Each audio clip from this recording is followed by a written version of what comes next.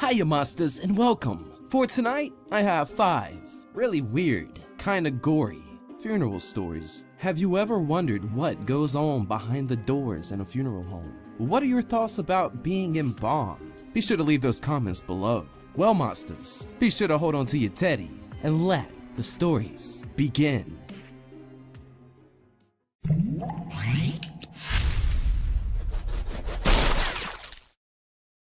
The night I crashed.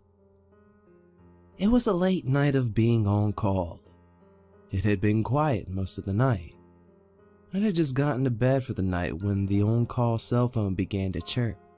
I flipped open the cell phone and spoke to the call service representative who had taken the call and had contacted me. She told me there was a pickup at a local nursing home.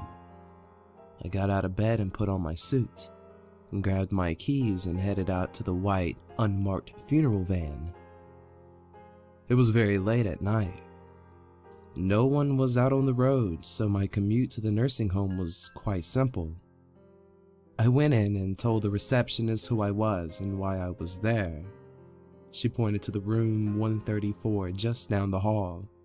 I rolled my gurney down the quiet, fluorescent lit hallway. The door was open on room 134.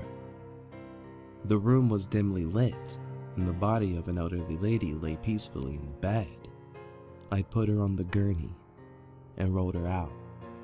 As I was lifting the gurney into the van, the cell phone chirped again. Death was coming alive in the wee hours of the morning. I answered the call. Another body to be picked up, this one at a local hospital morgue. I drove the van to the hospital, pulled around to the back loading dock where the hospital preferred us to enter and exit. They always said that funeral vans being loaded in the front of the building for all to see was bad for business. This was more of a covert operation. I made sure to lock the van while I went inside. Since there was a dead body in the van, it was precious cargo to some family who would be pleased to know I was locking it up while unattended. I strolled the gurney down the sidewalk into the back doors of the hospital. The hallways were similar to the nursing home, cold and fluorescent. I reached the morgue and pushed the button on the box near the door. This would summon the security guard who would have to sign me in and out. He arrived a few minutes later, looking tired and bored. He made a witty comment about death and let me into the morgue. It was a small room with 4 slide-out drawer coolers. It was equipped for medical procedures such as embalming and autopsies. I signed some paperwork and then placed an ankle ID tag on the corpse. I had made note of the personal effects that had been placed in a bag by the hospital staff. This body was placed in a body bag, as was customary for most hospital deaths. I did not ever find out the story on the guy I was picking up. He was young, probably late 40s. I wheeled him out to the van to be joined with the other deceased. It was time to head back to the funeral home and drop these 2 off so I could get back home and get back to bed. I had to be at the funeral home at 7:30 a.m. the next morning. It would come all too fast. I was less than half a mile from the funeral home, stopped at a stoplight when I noticed in my rearview mirror a car coming very fast toward me. I thought the car would most likely hit me, so I turned my wheels to face the grass embankment to the right. Sure enough, the car hit my van from behind at 45 miles an hour. The van launched onto the grass and hit a small tree. The bodies, still on their gurneys, had thrust forward and hit the dividing gate between me and them. I was a bit dazed from the impact and sat in the van for a few moments gathering my thoughts. The other car, now totaled, leaking some fluid on the pavement and smoking, was sitting in the middle of the street. Just then, my cell phone rings again. I answer. Another body to be picked up. This time it's a house call. Someone died in their home. I wrote down the information and hung up. I stepped out of the van to see if the other driver was still alive or hurt. She was dazed, but doing fine. Now standing, crying in the street, I had very little sympathy for her. She had been speeding, not paying attention, and appeared to be an idiot. I called 911. The police, fire, and ambulance were on their way. I could instantly hear the sirens approaching us. I then called my backup removal team member. I told him I had been in a crash and that he would have to resume my night shift. I gave him the information on the house call. I then called my supervisor, who was surprised to be called at home at 3 o'clock in the morning. He said he only lived a few minutes away and would come to the crash scene. The fire department and the police arrived. I told them who I was and that there were 2 dead bodies in the van. They laughed. They said that they didn't realize that this was a crash with fatalities. Once my supervisor arrived, we had to devise a plan for getting the bodies out of the van. The rear door had been mangled and wouldn't open. The only option was to get the bodies out of the side door, but that meant taking the bodies off the gurney and maneuvering them out. This was not easy. After a while of working on this, we managed to get the bodies out. We took them to the funeral home prep room and checked the bodies to see if they had any signs of having been in this crash. We were hoping they did not, since we did not want to have to explain to their families that, though they died peacefully in their sleep, they were in a car crash and their bodies would not be able to be viewed. They were fine, and we did not ever have to tell the families their loved ones had been in a crash.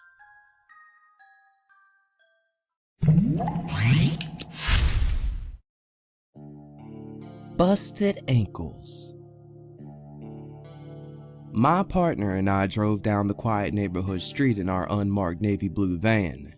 We had left the funeral home about 20 minutes earlier after being given a house call assignment from our supervisor. A house call was an event that would include picking up the deceased body from a residence.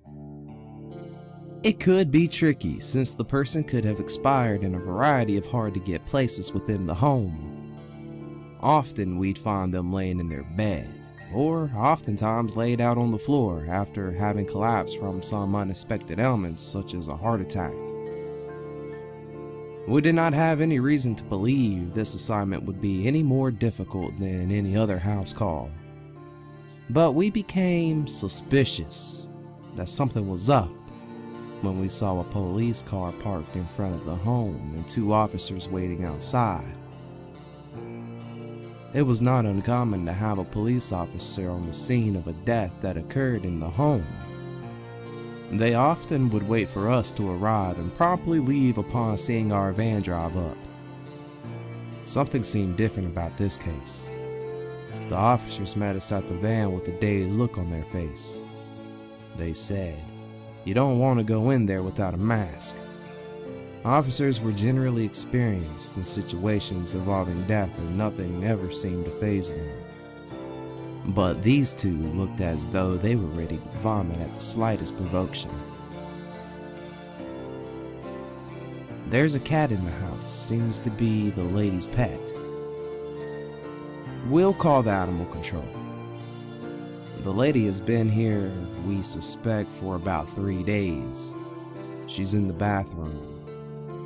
With that information, the cops got in their cruiser and left. My partner looked at me and we non-verbally agreed that we needed masks. Like a reflex, we opened the back van door and rummaged through our stash of emergency protective clothing. We found our masks, which had been specifically fitted for our faces, designed to keep out the most horrific smells or fumes that might be in the air. Luckily, those masks, well, they worked very well. We went in the house. It had been lived in by an elderly lady who had, as the officers indicated, a cat, perhaps more than one. The house was dark with thick avocado and mustard yellow drapes drawn. The kitchen was a mess, outfitted with all the best 1970s had to offer in appliances. The carpet, a green shag, was worn with time and covered in pet hair. We slowly walked down the narrow hallway toward the bathroom. The door was locked. My partner looked at me as if to say, "Here goes." As we slowly opened the door, inside we found about an inch of sitting water in the floor, caused by some sort of toilet overflow. On the toilet sat the deceased, her mouth agape and her milky eyes staring straight ahead. She was slumped slightly to her right toward the bathtub. She was perhaps in her late 70s or early 80s. The bathroom was very small, even for one person. The officer's assessment was correct. The lady had probably been dead for about 3 days. With no family around to know, a neighbor had called the police after noticing her newspapers collecting in the driveway and hearing the moan of her cat from inside. The dilemma we faced was tricky. Most of her blood had collected in her feet and ankles, having been sitting upright for 3 days with no circulation. Her thin skin would most likely give way at the slightest movement of her body. We would have a huge mess on our hands if we were not careful. My partner and I went back to our van to assemble a plan of action. Our task was to remove her body by placing it in a body bag and on the gurney. There was no room on the floor of the bathroom to lay out a body bag and place her inside.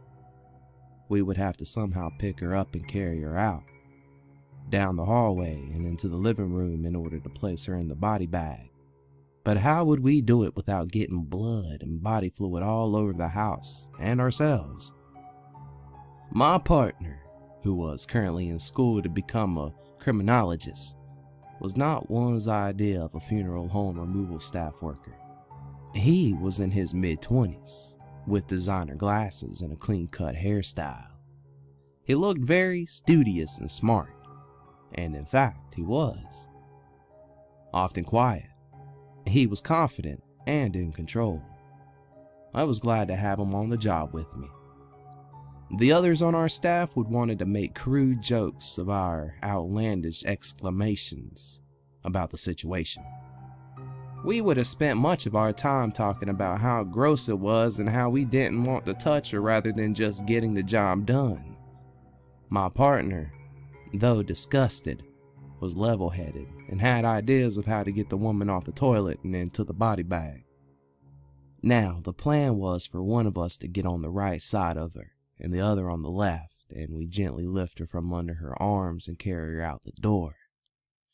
We could not hold her by her legs in fear of them falling apart. This sounds exaggerated, I know, but it was a valid fear. We set the gurney up in the living room. The gray body bag was placed on the floor and unzipped. Would it hold the blood and fluid sure to seep out? Probably not. But we could always double bag her if needed.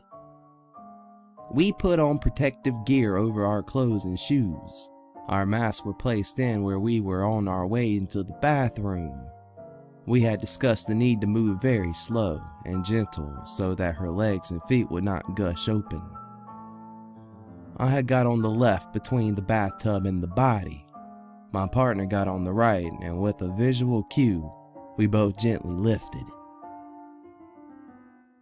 It was only a few seconds before we noticed blood and fluid rising up past the soles of our protected shoes. Her ankles had busted. There was nothing left to do to prevent it. Blood and fluid filled the entire bathroom floor. We quickly moved her out into the hallway and into the living room. Her body was frail and the skin was literally peeling off in our hands. We had made a mess of the house, but it was something we could not avoid. The entire task took us about an hour. We slowly removed the soil protective wear at the rear of the van, being careful not to touch any of that fluid, blood, or skin that had attached itself to the material. On the way back to the funeral home, I realized that my partner and I had not spoken many words the entire time during the removal. We had been communicating with eye contact and nods only. Most likely, we did not want to open our mouths and intake any of that putrid air that surrounded us, even though we had our masks protecting us. Now, I cannot remember what we did about the required ankle tag we were supposed to place on the body. I'm guessing we just put it on a wrist.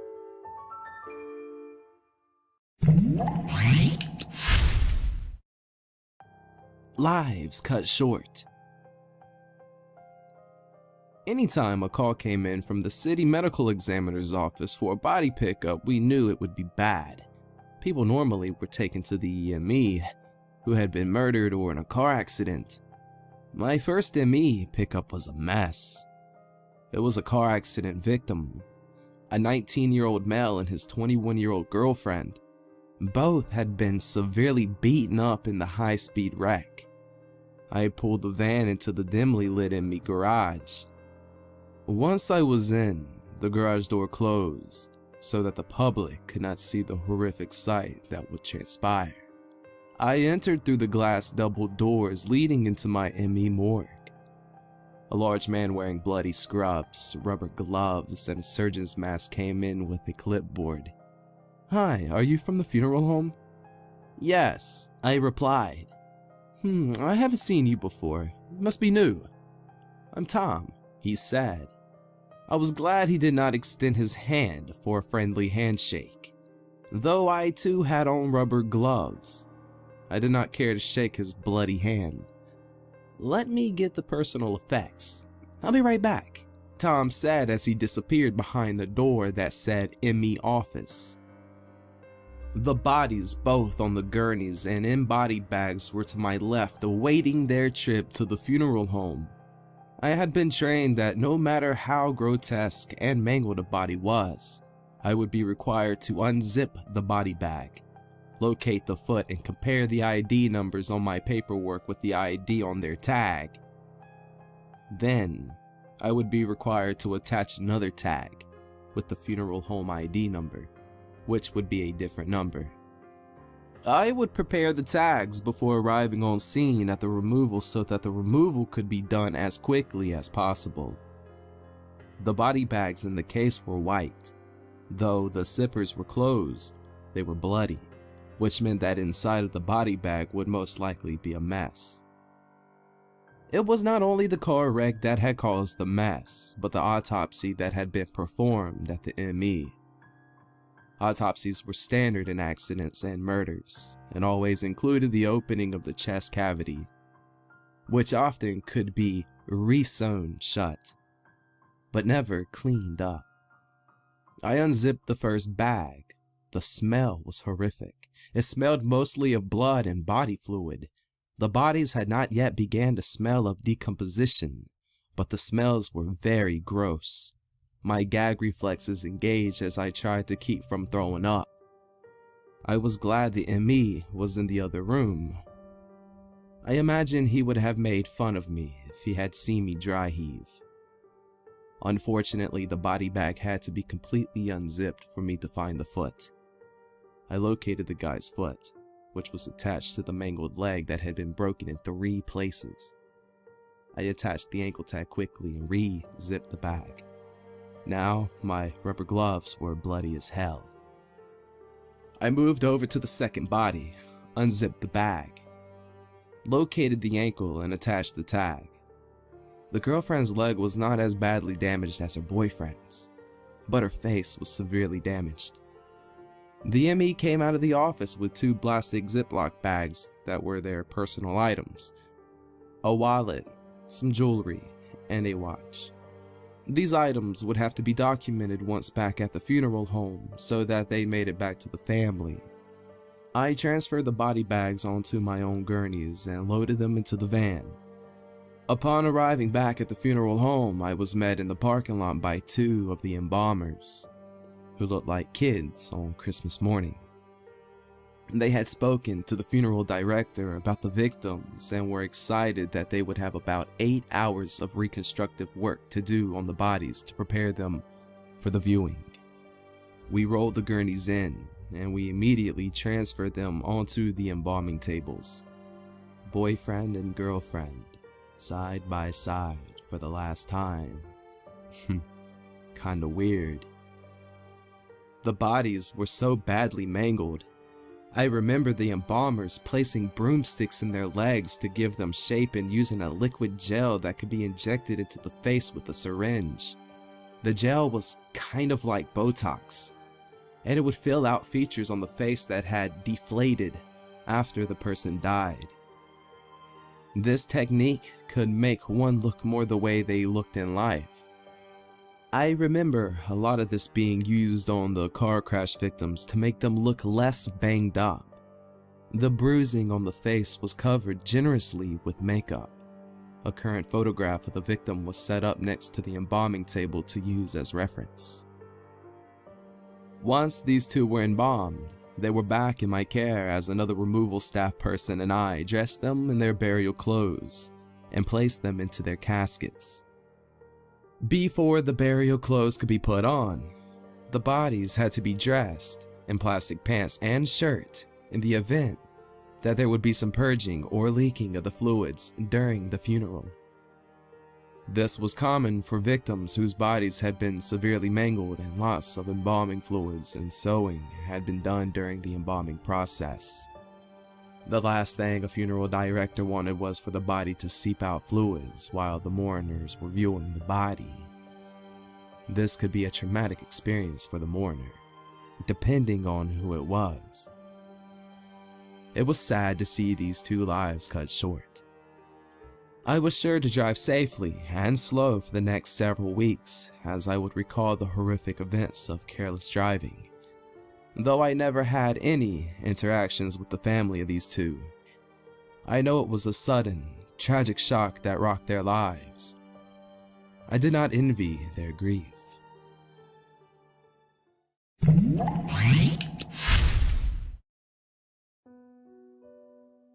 Suicide cleanup. Suicide is a common occurrence in the US. It brings with it grief and confusion. But for a funeral home, it brings money. Let's face it, tragic deaths often are the ones that result in grand funerals. More people buy flowers, more people attend the services, and families tend to buy top dollar items to deal with the grief. Not all funeral homes capitalize on people's griefs and confusions, but to say that it never happens would be naive. One particular suicide I remember was a 44-year-old man who had recently gone through a divorce. He had fallen into a depression over his circumstances and decided to end his life. He chose a gun as his means of death and shot a bullet into his temple. After picking him up at the medical examiner's office, I rolled his gurney into the embalming room, met by an eager embalmer waiting his chance to reconstruct the gunshot victim. We opened the body bag to see what was in store for us. His head, having a bullet gone through it, had cracked his skull, leaving his head deformed. There was not a large amount of blood, and the bullet hole was quite small, but the fact that his head was deformed would mean some reconstructive embalming would be required. I decided to stay late this day and watch as the embalmer worked on this guy. He began by normal means of thoroughly washing the body to remove all the blood and the chemicals used by the ME earlier in the day. I noticed the man had a beard. It was manicured and it was undoubtedly his look during life. So the beard would have to stay, maybe even be trimmed up a bit later for the public viewing. The goal was to make the man look as normal as possible to reduce the shock and sting of a unexpected suicide. We had been told he had a 9-year-old daughter who would be attending the funeral. The embalmer did not want his daughter to see him for the last time with a sunken head, a constant reminder of the way he died. After cleaning the body, the artery located around the collarbone was located as the embalmer, Ted, placed a large clear tube into the artery to drain the blood. It flowed out of the man quickly.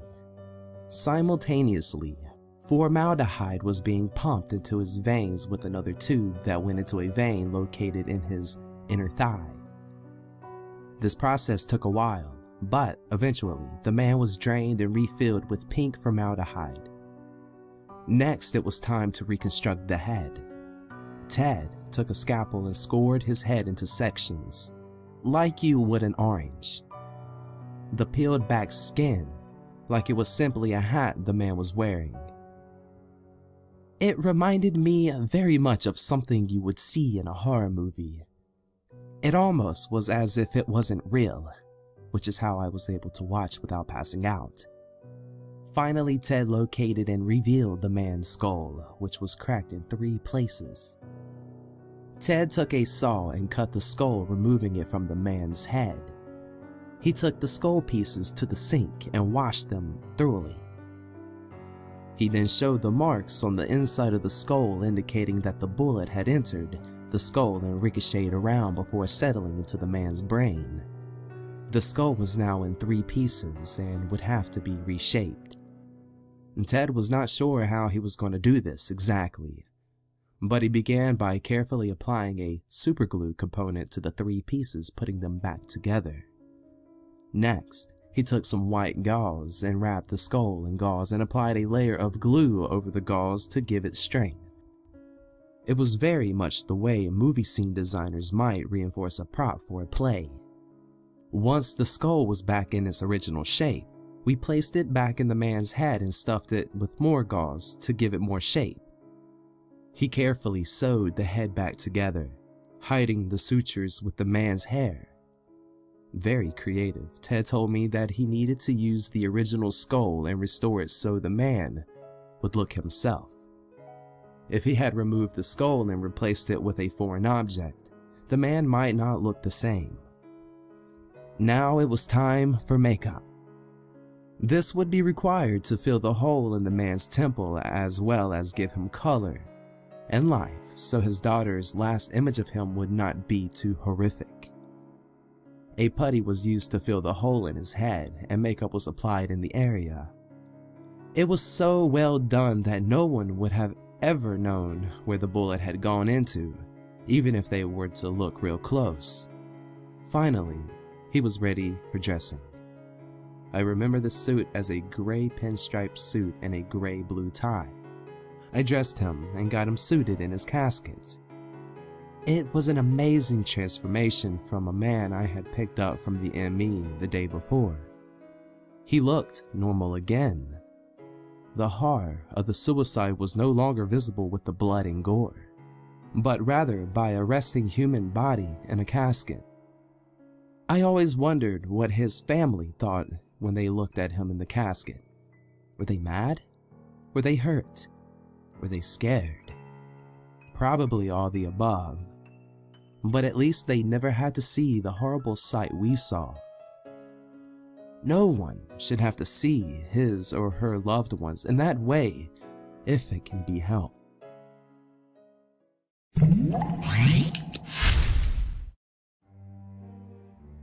Combating smells.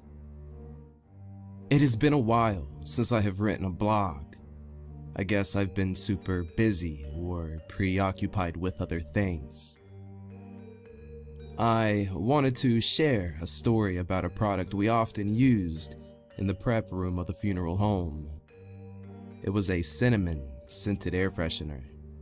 I do not know what the concoction was or the brand name, but I do know that this air freshener was no typical kind that could be bought in a local store. It was specifically made for areas like funeral homes. Why do we need it? Well, typically, when a body was embalmed and the natural smells of decay would disappear. Embalming, after all, stops natural decay and preserves a body. However, there are several times when a family would not want the body embalmed. Sometimes it was because of the expense. Sometimes it was for religious reasons. Sometimes it was because the body would soon be cremated and had no reason to be preserved. I remember one case when a family decided to forego embalming because of the expense. Typically, embalming was over $1,000, and there's no law or rule that says you have to have a body embalmed. The only law that requires embalming is when a body is to be flown in an airplane to another location. Funeral homes may make you believe embalming is required, but it's not. It is, however, a very good idea to embalm if you are planning to have a funeral service where the body of the deceased is present. Even with a closed casket, a decaying body can emit horrific smells. So, funeral directors often encourage embalming, not so much for the money, but more for the family's peace of mind and grieving experience. There were several times that I recall bodies not being embalmed. One that stands out is the story of a large fella who passed away unexpectedly and a bit young. Probably he was in his late 40s or even early 50s. He had been through a recent, nasty divorce, and his ex-wife was the primary family member involved in his funeral planning. We cannot confirm the reasons why she did not have him embalmed. It could have been due to the expense, or it could have been some type of sick revenge. I hope it was not the latter. The man, whom we had to dress in a dark pinstripe suit, was beginning to decay quickly. There were no visible signs at first of decay, but the smell grew increasingly worse throughout the few days that we were storing him in the prep room before his funeral. He stunk a lot. It got to the point where he was truly hard to be in the prep room due to his smell. That's when I discovered the high-powered cinnamon air spray. It was in a generic-looking, industrial-sized spray can. I sprayed it all around the prep room, and it did eliminate the smell for about 15 to 20 minutes. At that time, a quick respray would buy us more time. The funeral director pleaded with the family not to have the body present in the room during the funeral, but they insisted. So we had to spray the room before, during, and after the viewing and funeral service. There is no doubt that the family smelled the decaying man. Of all the horrible things the family has to go through after a death of a loved one, smelling their decaying body is not one to add to the list. That is why embalming is important. By the time the day arrived for the man's burial, his hands and neck, chin areas were beginning to turn dark. Nature was running its course. Without the embalming, there was nothing more to be done other than spray the area every few minutes with cinnamon spray. Well, monsters, did you find these stories amusing? I really hope you enjoyed them. If you'd like to hear more funeral stories, be sure to let me know in the comments. Also, if you would like to keep up with what's going on here on YaManTV, be sure to check us out on Twitter at YaManTV. Big shout out to you monsters out there. And if you haven't done so, be sure to subscribe and become a monster today. Well, like always, until next time.